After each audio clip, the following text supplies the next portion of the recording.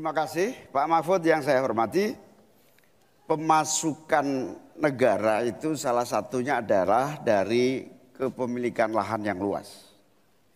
Banyak kepemilikan lahan yang berlebihan.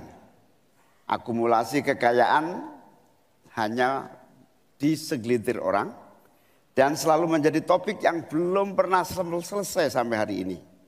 Pertumbuhan ekonomi yang tinggi hanya dinikmati oleh segelintir orang karena akses kepemilikannya juga terbatas. Pemerataan menjadi kata yang tidak bermakna. Maka saya ingin pendapat Pak Mahfud, bagaimana mewujudkan keadilan sosial dimulai dari pemerataan kepemilikan tanah, akses dan lahan. Karena kalau sampai hari ini begitu, maka tidak akan pernah ada kemampuan rakyat untuk mengakses modal ekonomi. Terima kasih. Baik, silakan Pak Mahfud untuk menjawab. Waktu Anda untuk menjawab 2 menit, kami persilakan Bapak. Caimin, itu diskusi sudah lama. Sejak zaman Bung Karno itu dulu mengeluarkan undang-undang land reform, redistribusi lahan itu tadi. Yang sampai sekarang itu tidak jalan meskipun undang-undangnya masih berlaku. Kenapa? Lagi saya katakan, ini pada aparat, pada kedisiplinan kita, pada penegakan hukum kita. Itu masalahnya sebenarnya. Coba sekarang ini, kalau data yang pernah saya dengar dari Pak Prabowo beberapa tahun lalu, 1% penduduk menguasai 75% lahan. 99% penduduk berebut mengelola hanya 20% lahan sisanya. Memang timpang. Oleh sebab itu upaya-upaya pemerataan itu harus terus dilakukan. Nah caranya, saya sebelum masuk ke caranya tadi. Caranya tentu kita lihat fakta yang ada di lapangan. Betapa sekarang ini banyak lahan itu diperoleh secara kolusi yang tidak jelas.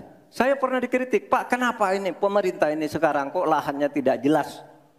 Diserahkan ke orang semua, rakyat tidak kebagian. Saya tanya, mana daftar lahan? Saya minta ke Kementerian Pertanian. Oh ini dibuat tahun sekian, ini tahun sekian, ini tahun sekian, tahun sekian. Saya tahu di mana masalahnya dan siapa yang membuat ini. Ini yang harus ditertibkan. Apalagi sekarang lahan-lahan ini tiba-tiba diduduki orang. Diduduki orang sampai puluhan tahun, negara diam aja. Bahkan mau diberi ampun. Kemarin itu, diberi pengampunan pajak. Saya bilang, ini harus pidana, masuk. Itu dia menguasai tanah 22 tahun tidak bayar pajak lalu diberi ampun asal mulai baik-baik kembalikan seandainya pajak. Tidak bisa, saya bilang. Nah sekarang dia ini sudah masuk pidana dan sudah inkrah. Nah itu saya kira jalan yang keluarnya itu kedisiplinan kita menegakkan aturan. Itu saja saya kira jawaban yang menurut saya simpel dan tepat. Selesai. Baik, silakan Pak Muhaimin untuk memberikan tanggapan dari jawaban Pak Mahfud tadi. Terima kasih. Yang disampaikan Pak Mahfud kurang satu hal saja, yaitu harus ada political will, kemauan politik yang sungguh-sungguh, sekaligus memanfaatkan instrumen hukum yang memadai. Saya ingat debat Pilpres 5 tahun yang lalu, ada komitmen untuk membagi lahan dengan menggunakan land reform dengan istilah, menurut waktu itu kita istilahkan dengan distribusi kepemilikan lahan.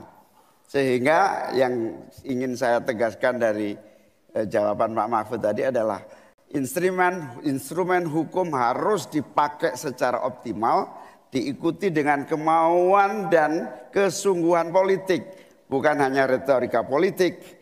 Oleh karena itu agar tanah-tanah yang dikuasai oleh segelintir orang terdistribusi dan rakyat ikut menikmati, terutama untuk lahan-lahan pertanian yang lebih produktif. Terima kasih.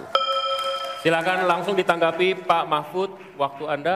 Ya, memang begitu kan dari program yang kami lakukan, kita akan melakukan redistribusi tanah.